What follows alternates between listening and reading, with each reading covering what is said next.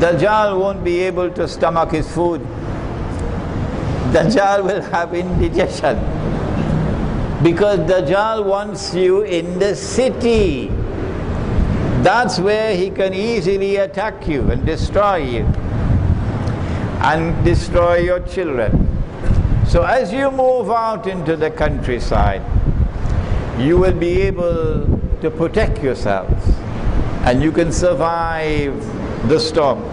So my advice, and I hope that my words can reach you before it's too late.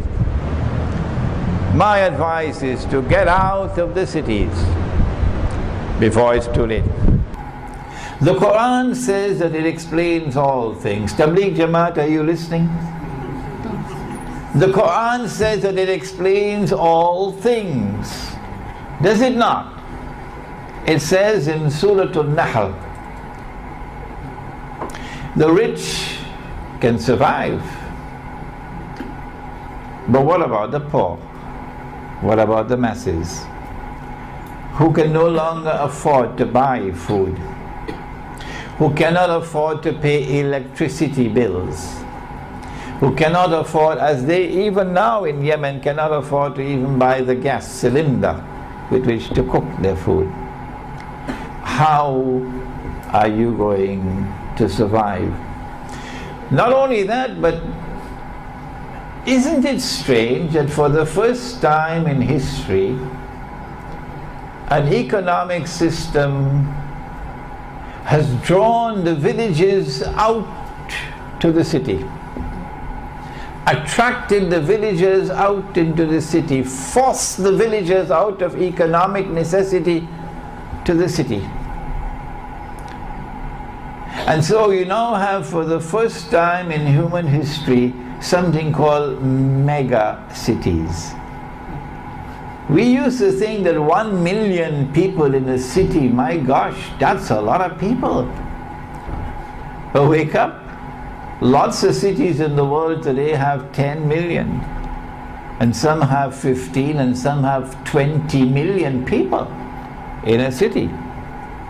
And when wars take place, because the attack on Iran is not meant to knock out Iran. Not at all. The attack on Iran is meant to provoke a series of wars which are going to last for some time. Cities are going to be attacked. How? Supply of food, the food chain, the supply chain, water. How are you going to survive in the city when you cannot get food? You have the money to buy the food, but the food is not there. Because the food is delivered from outside of the city. Food is not grown in the cities. And the water comes to you from outside.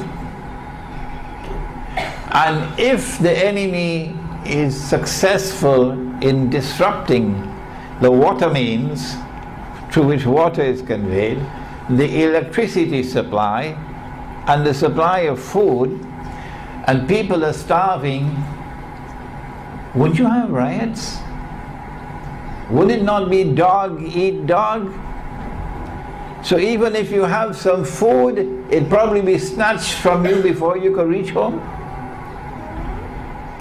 How do we respond to what is about to take place? So my advice, and I hope that my words can reach you before it's too late. My advice is to get out of the cities before it's too late. And try to find residence in the remote countryside in order that you can survive for the battles that lie ahead. Go to the remote countryside where you can get water and food, and you'll have more security. And do not live in large communities, live in small communities. I call this a Muslim village. And in order for you to win Allah's kindness and Allah's grace and Allah's protection and Allah's mercy, wherever you go to the remote countryside, you must come together to live in accordance with Allah's law. and Allah's guidance. So this will be miniature khilafah. Maybe 50, 100 families will be living as a miniature khilafah. And if you have these communities scattered all over the remote countryside, 100,000 of them, Dajjal won't be able to stomach his food. Dajjal will have indigestion, because Dajjal wants you in the city. That's where he can easily attack you and destroy you and destroy your children.